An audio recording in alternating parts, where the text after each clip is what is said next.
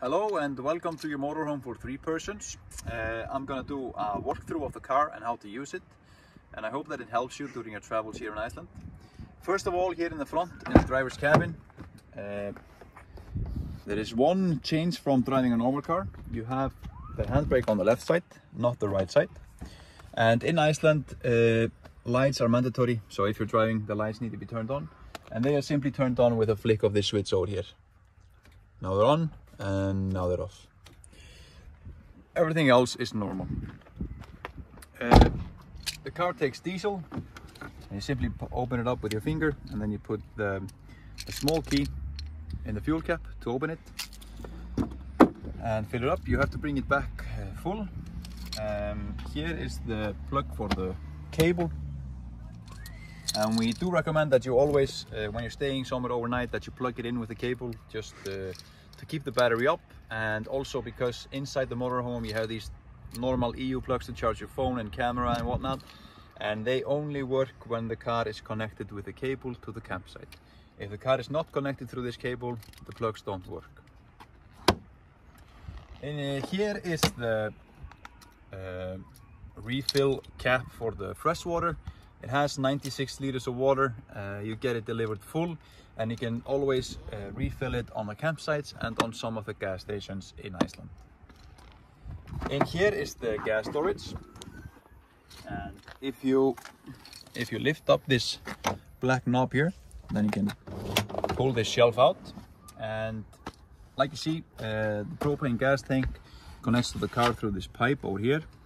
And on the top of the propane tank you have open and close. And before you try to use any of the systems that require propane inside the vehicle, then you have to make sure that you open it fully before trying to operate the systems.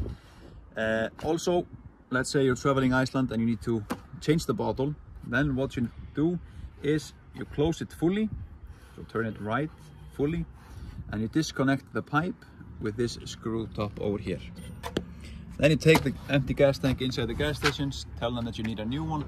They take the empty one, give you a full one, and you pay for the refill. And in this gas storage here is also the grey water handle.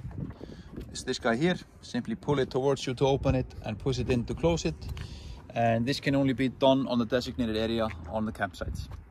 And the grey water tank holds as many liters as the freshwater tank holds. So 96 and 96. Also in here, this is in the same place you can empty the toilet cassette, which is in here. Going to the other side, you have here in the back corner, you have the luggage storage. There you can see, and here is the cable for charging the vehicle. Tools for tire changing are up here, and then we have this step as well, to make it easier to get into the motorhome.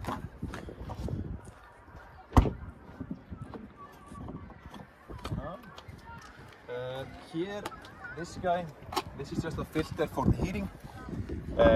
So this blows out the bad carbon dioxide and the warm air goes inside. So when you turn on the heating in the car and you think it's taking a long time to get warm, then you can always come outside and listen, because this will make a oohing sound, and if it's making that sound like brrr, then just give it some time, it's gonna come. If it's not making any sound, make sure that the propane tank is open, and if you need any assistance, just contact us. So let's go inside.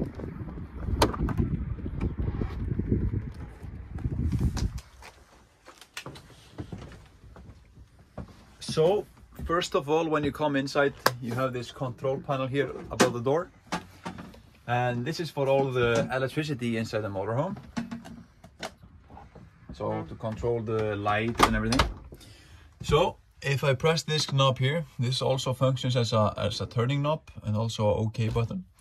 And you can see here on the control panel, you see here first this water symbol here. This shows you the fresh water on the car and the wastewater, the grey water.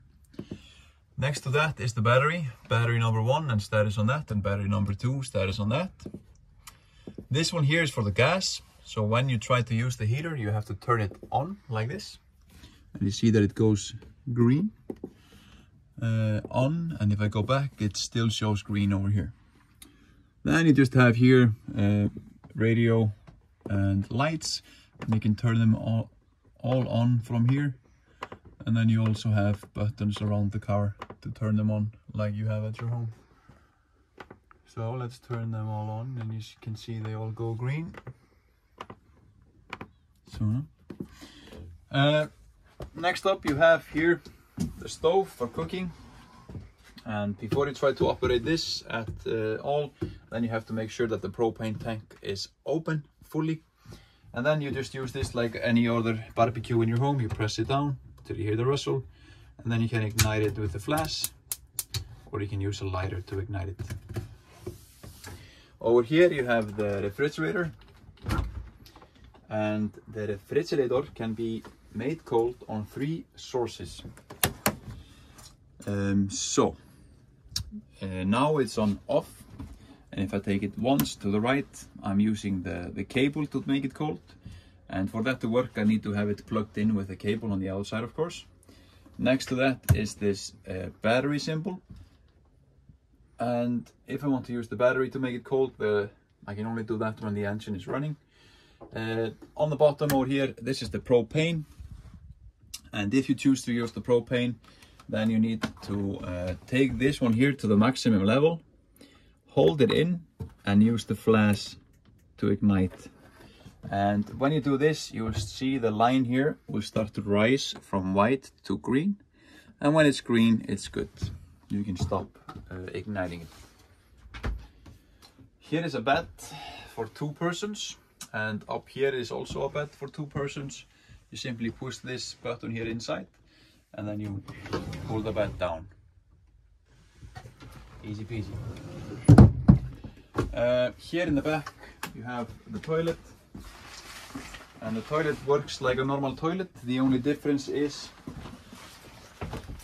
that you have this handle here on the front, this one, and this is to open the toilet and to close the toilet.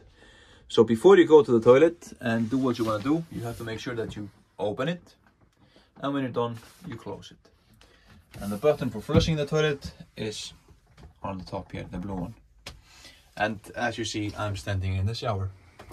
And also just a sink for brushing your teeth and whatnot.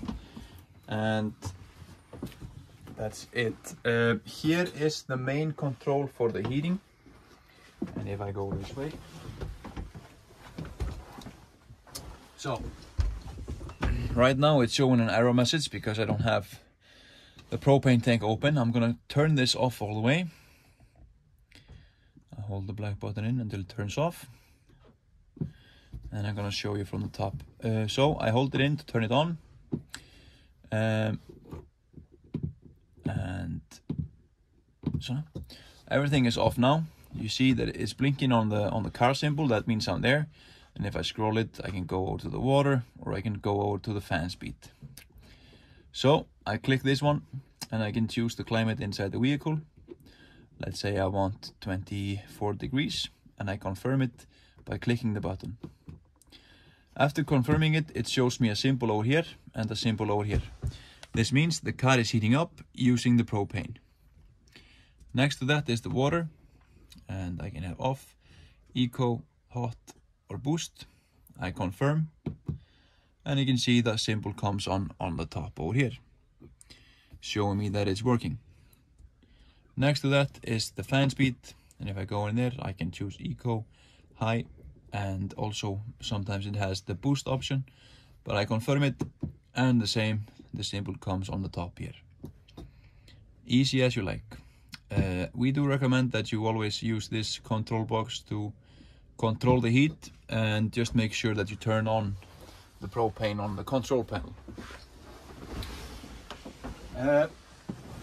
I think that's everything I need to tell you. I hope that you enjoy your stay in Iceland, and thank you for choosing Geysir.